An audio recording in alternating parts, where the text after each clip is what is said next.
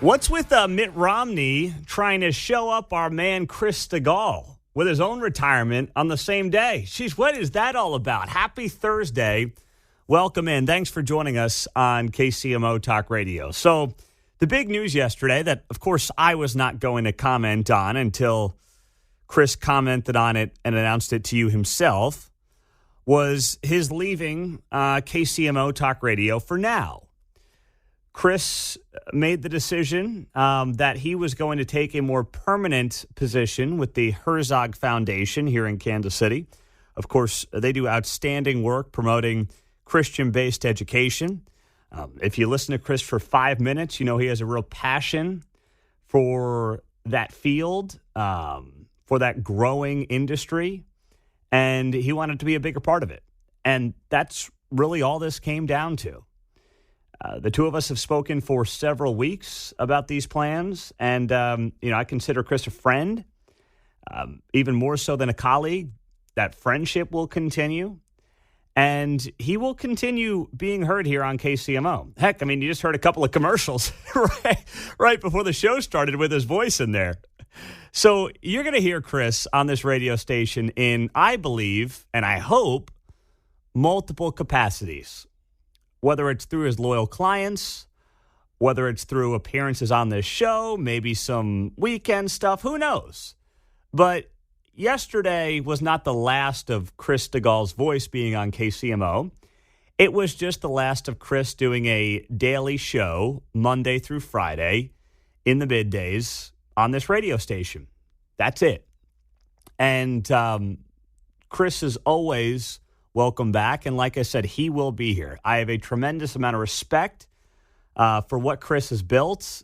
Chris did allude to the fact that, when I first got this job, 5.5 years ago now, he was one of the first calls I made because as far as I was concerned, he was the last guy who had really done it successfully here. And, I feel we've done that over the last 5.5 years that we've been doing this show. It's been an honor to be doing it for the past 5.5 years. And, I never forget that conversation I had with Chris back in the spring of 2018, which feels like yesterday, but it really isn't anymore. So it's been great to have him here for the last 3 years, of course. And just know that we are thrilled to also welcome on Ray Stevens to begin his show tomorrow from 10 to noon. You may know Ray from filling in for me on several occasions over the last few years. Ray is going to be taking over that 10 a.m. to 12 p.m. time slot here on KCMO, and he's going to give you a great live and local Kansas City-based show. So we are very excited about that, and we're thrilled to have Ray on as well. So Chris Plant will be filling in today, and then tomorrow it is full steam ahead with Ray Stevens on KCMO Talk Radio. Welcome into this show on a Thursday morning, but geez, I'm sitting here yesterday afternoon, and Mitt Romney announces he's retiring, and I'm like, God, look at this guy trying to step on Stigall's big news today. What's that all about? Jeez. Come on, man. So Mitt Romney says he's not going to seek re-election in 2024. Now, Mitt Romney's political career has been a confusing one, right? You think about this guy. He was the presidential nominee for the GOP back in 2012. And then in 2016, Trump gets the nomination. Trump wins the presidency. He's chummy with Trump for a little bit. Then, of course, Trump starts trashing him. And then Romney runs for Senate in 2018. And now Mitt Romney, at 76 years old, has decided that he is not going to move ahead and run for re-election in 2024. And he puts out a big old video yesterday. And here's part of what Mitt Romney had to say.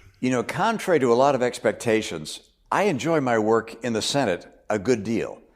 The last few years have been particularly productive as I was able to help lead and negotiate the bipartisan infrastructure law, a comprehensive China strategy process, religious liberty protections, a compromised gun safety law, the Electoral Count Act reform, and emergency COVID relief funding. I was also able to help secure key Utah priorities, including funding for Hill Air Force Base and its program to modernize our nuclear deterrent, as well as funding for wildfire prevention, water infrastructure, rural broadband, removal of uranium tailings from Moab, expansion and restoration of our highway and transit infrastructure, and federal studies to save the Great Salt Lake. I've spent my last 25 years in public service of one kind or another. At the end of another term, I'd be in my mid-80s. Frankly, it's time for a new generation of leaders. That's part of Mitt Romney's announcement yesterday. And I'm not a Mitt Romney fanboy by any stretch of the imagination. You know, a lot of people talk about Mitt Romney being a man of principle, and maybe he is. But Mitt Romney has also been a bit of a chameleon when it comes to his political career. Whether it's time as, governor of Massachusetts, to winning a GOP presidential primary, to, waffling back and forth on Trump, depending on which way the wind's blowing and whether or not he's got a chance to be Secretary of State. He has been a guy who's been a little bit all over the map when it comes to his political career based on what has helped get him elected. And that's fine. They're all like that. But Mitt Romney has oftentimes been somebody who has gone with the political winds. But he's perceived by many to be this man of great, deep political intellect and substance. And I'm not convinced that he is. I've never been convinced that he is. And that's okay, because most of them aren't. But for some reason, Mitt's been put on this pedestal by many. And that's something I've never really understood. But what I do respect is at the end there, he goes, I'm 76 years old. If I run for re-election next year and I do this until, 2031, I'm going to be in my mid-80s. It's time for a new generation. And he's right. I wish other politicians who were in their mid-70s to mid-80s would also feel the same way as Mitt Romney. I may not agree with the guy on everything when it comes to policy, but I can agree on that. Mitt Romney realizing, you know what, I'm 76. I don't want to die here. I mean, think about it. This guy, Mitt Romney, how many kids does Mitt Romney have? He's got something like, I'm exaggerating here, but he's got something like 10 kids. I mean, it's an unbelievable number of kids. He's got 5. I know he's got like 1 million grandkids, though. So Mitt Romney's sitting there with 22 grandkids, 5 children, 22 grandkids. He's 76 years old. He's made more money than you can possibly spend. He's got generational wealth. He's lived an incredibly good life. I mean, he looks great for his age. You got to give him that. For 76, he looks 10 years younger. He's probably got another good, 10 to 12 years in him based on how he looks.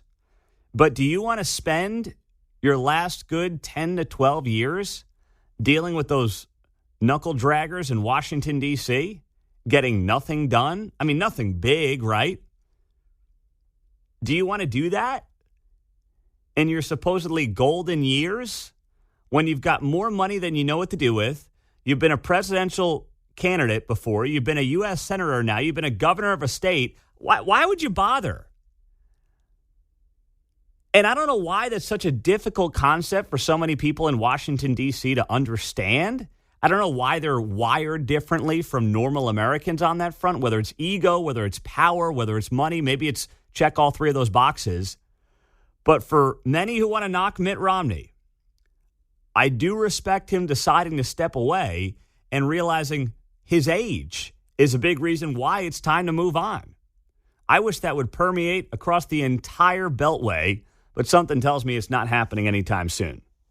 6:14 as we kick it off on a Thursday morning on KCMO Talk Radio, 710 AM and 103.7 FM, 913-408-7710. Let's squeeze in John. He's an independent. What do you got on old Mitt there, John? Well, all I got to say is the Democrats had better rush to get a candidate to replace Romney. Well done out of the gates there, John. Nice job. I figured that was coming, and we got it out of the way before 6:15 in the morning. So well done by John. Well done by you. We'll have a few more of those throughout the morning. Coming up, United Auto Workers look like they're set to strike tonight at midnight Eastern time. Well, what does that mean exactly? What is their president, what is the mob boss, head of the union, saying? He put out a new video here in the last few hours. We'll share that with you and dive into it coming up next. And then the Overland Park drama continues with the police chief suddenly resigning yesterday. It's all part of a busy 6 o'clock hour. Pete Mundo on KCMO. Got about, 17 hours or so until this United Auto Workers Union strike is likely to take place. I have some friends up in Detroit in the industry who told me that it's looking pretty good at this point, that they are ultimately going to strike. But I'm sensing a lot of greed from the United Auto Workers Union. Now, I know that's how negotiations go, right? You ask for the moon and the stars, and you find somewhere in the middle to negotiate, and then you come to an agreement that makes everybody happy, but everybody leaves wanting more. That's a good negotiation. The problem here is that the UAW does not appear to be doing a good faith negotiation, as far as I can tell. So you've had the three major automakers try to negotiate with the UAW, and they're not budging. They're not budging on insane asks, right? So first off, let's talk about what has been offered. According to the Detroit automakers, they have offered 146,000 U.S. auto workers pay raises as much as 20% over 4.5 years. How many of you would take a 20% pay increase over 4.5 years right now? On top of that, they want 32-hour work weeks. They also are demanding, the union is demanding restoring benefit pensions for all workers, and additional cost of living hikes, as well as job security guarantees, and an end to use of temporary workers. And they're not budging. Detroit's three main automakers are saying, hey, we've made offers. We've sat down at the table. We put 3 to 4 offers out there, and UAW is not giving us anything that's a legitimate counteroffer. What's that all about? By the way, I laugh as someone who, does this for a living. I laugh at the idea of job security guarantees. You ever heard of those in radio? One day you're here, the next day you're gone. You know what I'm saying? I mean, one day everyone's hearing from you, the next day, whatever happened to that guy, John? That's the guarantee. Yeah. Oh, brother. I often quote my friend Johnny Rowland, who was working one of my first jobs. He was the program director, and he gave out the assignments, right? And somebody raised their hand and said, hey, do we have to do this? And Johnny just, no. You don't have to be in radio. Yeah, no, right? You don't have to. Nope. Well, now the UAW is taking this thing down to the wire. And Shawn Fain is the president of the UAW. He put a video up last night. I'll play a portion of this for you. Here's what he had to say. Everything working people have ever won, we've won together. Today, America's auto workers are in the fight of our lives. The fight for a decent standard of living. The fight for wages that grow with inflation. The fight to retire with dignity. The fight to protect our communities against plant closures. The fight for better work-life balance so we can see our children grow up and our parents grow old. Winning these demands will take all of us fighting together. It will take a return to our roots. Collective action gave birth to our great union. Oh, my God. We're heroes fighting for little guys, says the union mob boss. Unions no doubt had their moment. This was a 4-minute video that Shawn Fain put up on social media. I'll pop it on Twitter and Facebook if you want to see it for yourself. And they absolutely had a purpose. There's no doubt that when you go back into the history of unions, they were incredibly useful and powerful and necessary at a time, especially in that industry. That time, for the most part, has come and gone. Now, I know that, many of you probably getting up and getting at it this morning are in unions, electrical, carpenter, things like that. That is, to me, a very different, and also, of course, the police departments have their unions. Those are different from what we're talking about here. What we're discussing here is the idea of private sector employees who just happen to make vehicles now potentially holding an entire industry hostage as they ask for 40% pay hikes. That's right. The union is seeking 40% pay hikes, including an immediate 20% hike on ratification of a contract and 5% annual hikes. And they're not budging. This is like negotiating dinner with my 4-year-old. Could you eat that extra strawberry, please? No, I'm not eating your straw. It's like we did that last night. I'm like, just eat the damn strawberry. And then, of course, the strawberry ends up on the floor and the dog ends up eating it. And we all lose. That's exactly what's happening here. The American consumer is going to lose potentially if they go on strike tonight. And what apparently they're going to do is they are going to strike targeted plants around the country. That's the new plan. They're not going to send all 146,000 on strike. It's going to be a targeted strike. And it's going to start with the 3 major automakers there in Detroit, GM, Ford, and Chrysler's parent company, Stellantis. So that's going to be happening, and it looks all but certain right now. We're going to have on a guy in Detroit just after 7 o'clock, Daniel Howes, is going to join us here on KCMO Talk Radio, because I'm curious to see what this could mean for, let's say, the Claycomo plant. Could they end up striking right here in town? Or is this going to be targeted just at Detroit and hope that they get a deal done before it goes anywhere else in the country? And also, what could it do to car prices? I think that's, what does it do to the F-150 price? I know cars aren't exactly flying off the lots right now because interest rates are so high, but there's no doubt it's likely to have some kind of impact on the car market. 913-408-7710. I want to have sympathy for these workers, but I'm having a very tough time doing it with this guy leading the show, Pete Mundo on KCMO. Let's just call it like it is. This is not a very sympathetic group right now, the United Auto Workers Union. It's not, as they are 17 hours away, give or take, from potentially striking against, of course, the main 3, the big 3, as they are called up there in Detroit, GM, Ford, and Stellantis, which is the parent company that owns Chrysler. They are on the verge of a strike tonight. They're demanding 40% pay raises. I'm gonna go in today to the boss's office and demand a 40% pay raise to stand with my brothers and sisters at the United Auto Workers Union. I think I get laughed out of the office. That's what would happen to me, John. Oh, I don't know if there'd be laughter. Yeah. Right? I'm standing with my brothers and sisters at the UAW. I demand a 40% raise, damn it. Will you negotiate? No, I'm not negotiating either. They offered them 20%. 20%. You want to know why an F-150 is $82,000 or whatever it is these days?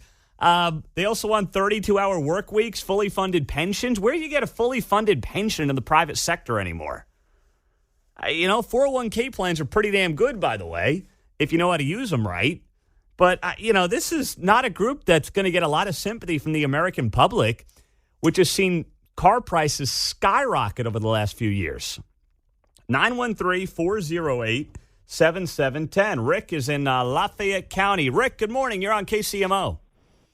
Hey, good morning, Pete. I was 47 years with the union, and the last 30 years with the UAW, and they are not negotiating in the best interest of their employees. I'm retired, and I'm retired comfortably, thanks to working for them. I did good for working for General Motors. But what they're asking for is totally ridiculous. So you agree with me then, Rick, and this is coming from a guy who was in the union for 30 years. They are asking for way too much, and they're not negotiating in good faith for their workers. No, they're not. They're going to put them out on the street, and for nothing, for 20%. They could get 20%. Mm-hmm. The thing I don't like about the contract is they want to take the pension back. General Motors screwed us with that pension every contract. And if it hadn't been for 401k, I would not be comfortably retired today with the little bit that they give out. But unions are like the Democratic Party. They're not our father's unions anymore. They were great when my dad was a union member. They were great when I first started back in the 60s. But now they're not looking after the people. The guys at the top, like the politicians, get rich, and the people at the bottom pay the price. Yeah. And this strike fund, they got 9 weeks, it sounds like, of strike fund money that they could last. $800 million in that strike fund. Do you think the guys are going to and the gals are going to start to get antsy after a week or so, or how does that work? Well, they'll get antsy after a little bit of time, but then they'll throw them something and they'll vote for it to get back to work because there was so many bad things financially for us during the contracts that I was there that they didn't realize that, and they get hungry, and then they vote for whatever comes across the thing, and they comes across the table, and finally they go back to work. Hey, Rick, thank you for the perspective, my man. All right. See you later. There you go. That is Rick in Lafayette County, a guy who was in the UAW, and he says the the union bosses are asking for way too much here. David's on KCMO. Go ahead, David. Well, Pete, are you going to retract to that mob boss's comment? Why would I do that? Because you're a liar. Why is that? And a liar, you remember how the defamation of the voting machine companies came to billions of dollars that Trump owes, and his liars? You're telling me, you're telling the public that to band together to bargain is some sort of a mob. I'm saying, I'm saying that America was founded on united we stand, divided we fall. And when a big corporation, and actually 3 corporations, have made $21 billion in profits this year alone, and they can't afford to kick back something to the employees. They offered them 20% pay raises. Dave, you're just trying to pretend that the reason why these cars are so expensive is because of the employees who still haven't gotten that 20%, much less what they're asking for. Much less that if you're going to go into bargaining, you have to ask for more than you expect to receive. You can't be just telling them, oh, I have to have this. They asked for 40, they've been offered 20, and they have not given a fair counteroffer according to all parties involved. You're going to call them mob as if they're organized crime? The guy's running the show. All right, that's enough, David. The guy running the show, Sean Fain, is acting like a mob boss. And you just heard from a guy who was in the union for 30 years, and he disagrees with what leadership is doing. I don't know what more you got to hear than that. You know, Rick's in Lafayette County saying he was in the UAW for 30 years. And he's like, these guys are out of control. Yes, they are acting like mob bosses. Sean Fain, the head of the UAW, is acting like a mob boss. That's my opinion. Ken is in Kansas City. Hey, Ken, you're on KCMO. Yeah, hey, Pete. Been a while since I called in. But so this kind of strikes real close to home for me. I work for a Tier 1 supplier to General Motors. And, you know, let's call this what it is. It's a money grab. You're not hearing about, oh, we have bad working conditions, we have bad this, we have bad. What you're hearing is, hey, they made a whole bunch of money, and we want our fair share. And I got to tell you, this whole standing in solidarity thing, for every UAW worker that's at an assembly plant, and I want to say assembly plant because keep in mind, these plants are not – they're not manufacturing anything. They're just putting together what other people are sending them, and I'm one of those people, right, that work at a Tier 1 supplier. And for every single UAW at one of the big 3 plants, there's at least another one, probably more, that are working at suppliers who are not going to be part of this. They're going to be out of work because if there's no company to supply to, the supplier shuts down. And they're not going to get strike pay. My company's not going to get strike pay. We're just going to be out of work. And so where's the solidarity? I mean, really, what they're doing at these plants, and I don't want to downplay the work that they do, but that level of work is also being done at hundreds, if not thousands of suppliers, nationwide and worldwide. But just talking about the United States, it's like there's no consideration for what that's going to do to them and their families. So this isn't about solidarity. This is about, hey, we're UAW at Big Three assembly plants. We're part of a club, if you will. We pay our dues. We're part of that club. They made a bunch of money. We want some of it now. And that's to me, that's what this is. It's just a money grab. Very, very interesting. And I appreciate that perspective, Ken, as someone who's on the other side of it. That is an excellent point across the board. Two people involved in the industry against it. One guy who's a philosophical genius. Now, I wonder if he has a dog-eared copy of the Communist Manifesto by Karl Marx that he read when he was 17 when he stole it from the public library. You think? Because he was the one guy in favor. I think you're right. I mean, we just burned through 3 of the callers, and that's an interesting point there. Oh, brother. I mean, you can scream about they made $21 billion in profit. Oh, my goodness gracious. Yeah, I mean, the company that we work for is a publicly traded company here at KCMO Talk Radio. And all I think about is, is the wage, is the money I earn fair based on my market value? And then whatever the company makes is kind of irrelevant.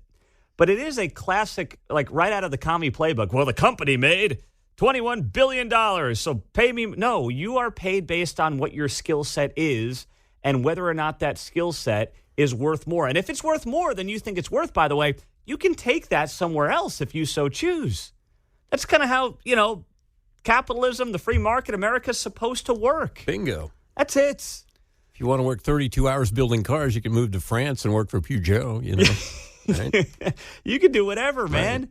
Right. But, this notion of 32-hour work weeks, 40% pay raises. Could you imagine 6:45 on a Thursday, walk into your boss's office today in 2 hours and tell him, hey, I'm looking to cut back to 32 hours a week. And by the way, can I get a 40% pay raise? You'd be laughed out of the building. And by the way, you should be. Oh, and I want to work from home. Oh, yeah.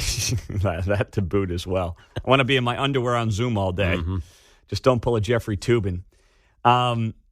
This is not good faith. We're going to have on a guest top of the hour, Daniel Howes, Detroit News senior editor for business. I want to get the Detroit perspective on this because it also could have an impact on what's happening here in Kansas City. On the text line, Pete, it looks like the Clay Como plant is also going to strike. Union has hauled porta potties and trailers into the plant this week. All appearances are they'll be a part of it. All right. Living in the new world with an whole soul. These rich men north of Richmond, Lord knows it all. There you go. Of course, that is the number one song in the country over the last few weeks. Oliver Anthony's Rich Men North of Richmond. And I'm bringing that up. I bring back the show with that song because Oliver Anthony has himself in a tough spot right now. Oliver Anthony has canceled a performance in Knoxville, Tennessee, after he couldn't reach an agreement about ticket prices with the venue. Now, there's a lot to respect about Oliver Anthony in this story, but there is a catch here. So Cotton Eye Joe is the bar in West Knoxville. That's the first red flag for me. I'm not playing at a bar called Cotton Eye Joe. Sandwiches till midnight. So he was set to perform there on September 27th. Interestingly, that is the same night as the next Republican debate. Ticket prices for the event were around $99. The meet and greet would be about $200. So to meet and greet Oliver Anthony, $200. Tickets, $99. But Anthony got upset when he heard about the ticket price. He wanted shows that cost fans no more than $40 a piece, preferably no more than $25 a piece. So he puts up this social media post. Did you put the bleeps in here, Mark, for us? Okay, all right, so I can play the audio clip. Oliver Anthony's got a bit of a potty mouth, I must say. So he pulls over on the side of the road yesterday and puts up this social media post basically telling people not to pay $99 to go to his show. I had to pull off on the side of the road and make this video. I'm my adrenaline's pumping, man. I'm pissed off right now. And don't buy Cotton Eye Joe tickets for $99 a piece, and sure as hell don't buy VIP passes for whatever price they're on. I have a buddy of mine who's not a booking agent. He's a friend of mine. He's a full-time plumber, and I'm trying to hire him full-time as my booking agent. And he agreed to the show, I guess, without asking for what the ticket prices are. Don't pay $100 for a ticket. That's horse. If we've got to cancel the venue and play somewhere else, we will. I didn't agree to it, and I don't want you to pay it. So please don't. I'm just trying to get the word out now. I don't know when the event got posted, but just hold off for a little bit. So that's Oliver Anthony yesterday. Now, here's the catch. According to the venue, Oliver Anthony had a $120,000 fee to play Cotton Eye Joe. And they basically said, hey, I mean, if you're going to charge us $120,000, we can't lose money on that because you want to charge people $25 for a ticket. That's not really how this can work, man. If you want a fee that's, fair based on what you want to charge people for tickets, that's one thing. But you can't have a fee of $120,000 and then expect the venue to take a loss on that because you don't want people to have to pay too much money for the tickets. Now, Anthony has denied that $120,000 fee. He has said that he never charged that kind of money, which is what the venue claims that he did. So it's kind of a he said, she said in terms of how much money Oliver Anthony was going to be charged to play that venue. So I don't know who's right. I'd like to trust Oliver Anthony. I think he's a man who operates in good faith, but there's no way of really knowing. It could be his plumber friend who's trying to book the shows for him that asked for the $120, and he didn't maybe know about that, too. Well, that brings me to my next point. Oliver Anthony has seen overnight success that no one could ever predict, right? Guy went from being a nobody to having the number one song in the country. And I can respect you want to, do business with the people you trust and your friends. And plumbers are incredibly talented people and are very good at their jobs. But you got to be careful sometimes when you're asking somebody who does not have expertise in what you're needing them to do, like booking shows, to then go ahead and do that job with no experience. That's a tough spot to put that plumber in, John. Yeah, he probably didn't follow the Chris Jones saga. Yes. I was going to say what happened to the Swifties won't happen to the Ollies, I guess, right? Yeah. He's going to hold those ticket lines. Yeah, no. Hold that line. He is holding the line. So here's what he did. He canceled that show at this bar called Cotton Eye Joe in West Knoxville, and now he's playing 2 nights later, September 29th, at the Knoxville Convention Center, where tickets are selling for $25, and he is doing a free meet and greet, and the tickets did quickly sell out. So credit to him. He put his money where his mouth is. You got to give him that much. Well, I think he's going to be occupied in court here. I don't think that's going to end well for him, canceling one gig and doing another one a couple days away. Well, if you want to represent him on the legal side, it sounds like he'll take anybody, I'm a radio guy, and I think I could help you out here. Well, if the plumber can book shows, why can't you be the legal guy, for Oliver Anthony? Mm-hmm. Probably pays pretty well. I think Oliver Anthony's heart's in the right place, but I would recommend trying to find people with some expertise in the areas that you need it right now. Because if not, you're going to have more of this going on. And I hope Oliver Anthony comes out to Kansas City. 7:53, Quentin Lucas just wrapped up his weekly conversation on KCMO. Many of you did point out his use of the term unhoused. I mean, that's what they call, what we used to call homeless, and what we called before that vagrants. Now it's unhoused. Because you see, the word unhoused implies that you are the victim and you have done nothing in your life to not have a roof over your head. There have been no personal decisions made that result in you roaming the streets. That's how that term came to be. It was seen as more PC than homeless, which was seen as more PC than vagrant. That's how we got here. Seemingly to make the user of the word feel better rather than address the people that they're referring to. Correct. Victor is on KCMO. Go ahead, Vic. You're on KCMO. Oh, good morning. Boy, I tell you, he can be so tiring. If he would be a little less winded and take half the time to answer a question instead of weaving a great story, you'd probably get a few more questions in. Like, Well, hey, he calls himself the Aldi brand Obama, and Obama was the same way. Yeah, long-winded without saying anything. I didn't say that. You said that. But my point is, and Trump does the same thing too. In fairness, these guys, they say a lot of words. Trump's the same way sometimes. Oh, I agree. I wish all of them would just, at least stay on topic. Anyway, what's your point? Speaking of staying on topic, like one question you could have asked was like, how does reallocating $47 million help put more officers on the street? I was surprised you didn't, but of course you got to be nice to him. No. I just didn't think of that. But, that would have gone down the whole rabbit hole if it wasn't a reallocation. That would have brought up the whole thing from 2 years ago now, 2.5 years ago. Oh, I know. And then, of course, he talks about, he wants investigators. Well, police, investigating officers. Well, my understanding of law enforcement is police officers are your show of force that's out on the street doing the patrols, and detectives are your experienced officers that are breaking down the investigations. And I think they're actually broken down by department, as in homicide, burglary, whatnot. I don't think there's a lot of crossover. So if you have just because you got detectives out there working on homicide, they're not taking away from burglary. I think that's a different investigative department. And even if you do actually do all this wonderful stuff that he thinks is really great, you still need a decent prosecutor to put these people in a jail that you don't have. Mm-hmm. You do? So, yeah, that is very well said. And, but I'm long past, Victor, good points. I'm long past expecting criticism of Gene Peters Baker. That is not going to happen. It's just not, I mean, we've talked about that many, many times. And it's simply not going to happen. Unfortunately, I will add. But I think there's no doubt that you do have criminals who are more brazen because of what they believe to be softer on-crime policies coming from this prosecutor's office. And, you've got many examples of that during her tenure. No denying it. Now, speaking of the end of the conversation with the mayor, we talked about the Royals, and yesterday he had the meeting with John Sherman and Frank White, and gosh, I would have loved to have been a fly on that wall, but I wasn't.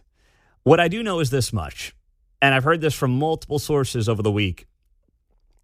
Clay County, the notion that they would go ahead with a full 1 cent sales tax for the Royals, I don't think that's going to happen. I think they know there's no public appetite for that. A full cent is a big number.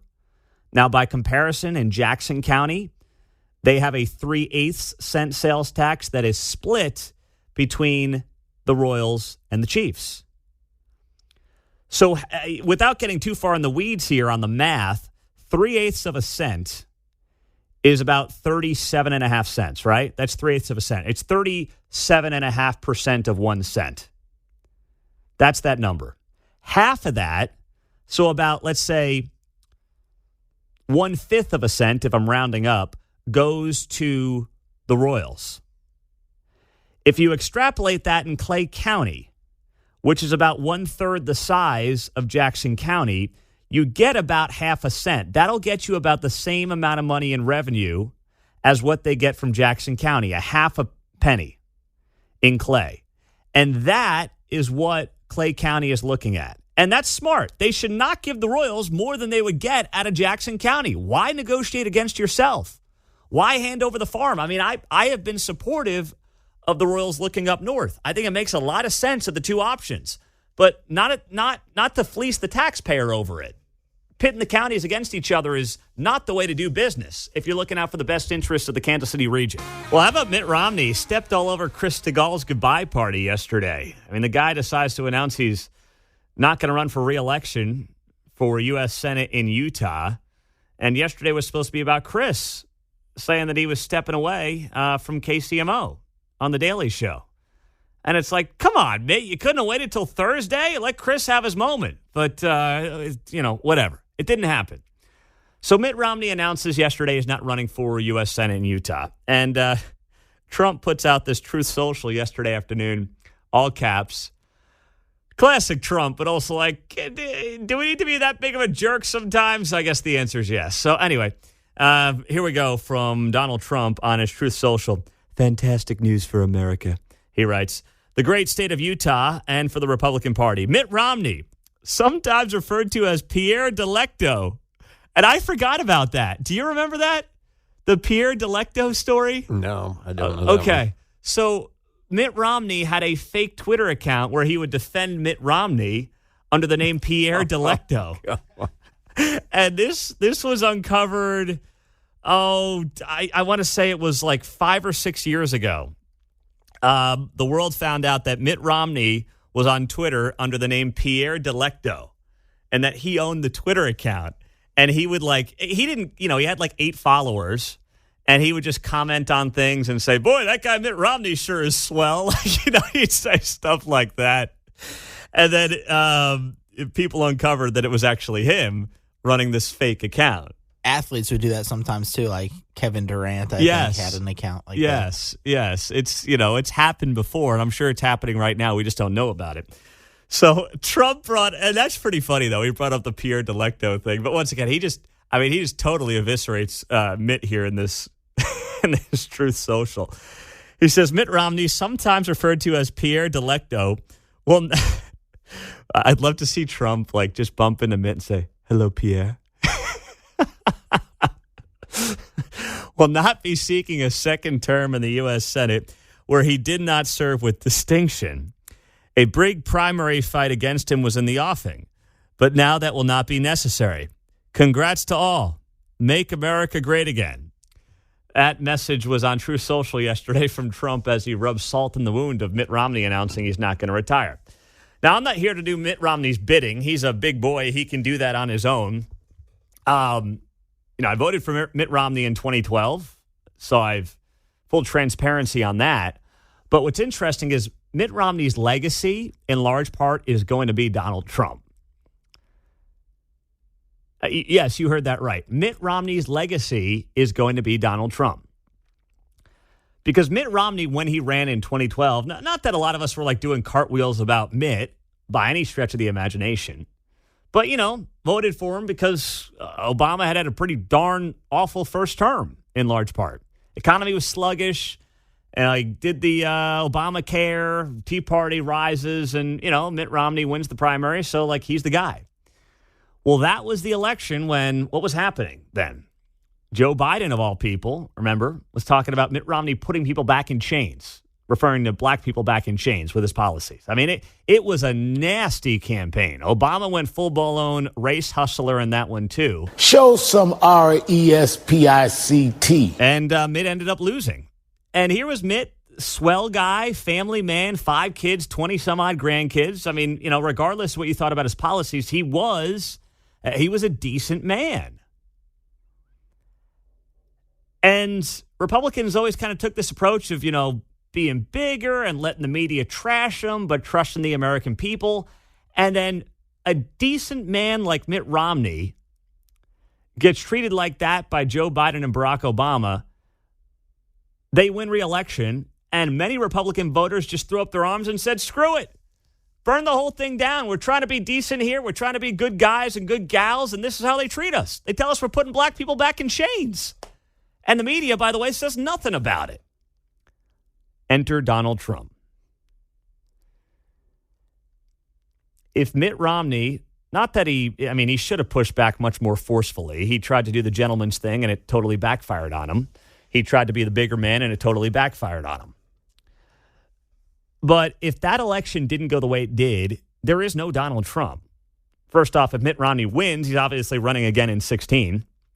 But the way he lost as well is important to tell the story on how Mitt Romney, in large part, and that was the tipping point, the breaking point that led to the perfect timing for a guy like Trump. Trump couldn't have done what he did in 12 or 08 or back in 92 when he was thinking about it, or 96, whatever.